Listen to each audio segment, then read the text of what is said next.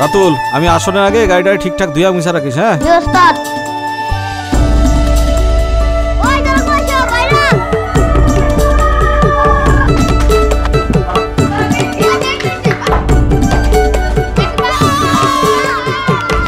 ওই কিরে,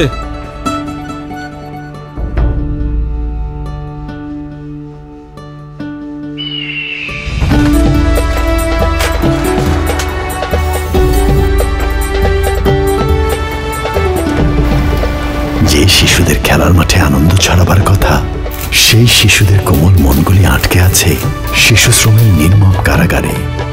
রাতুল, কতক্ষণ লাগবে আর?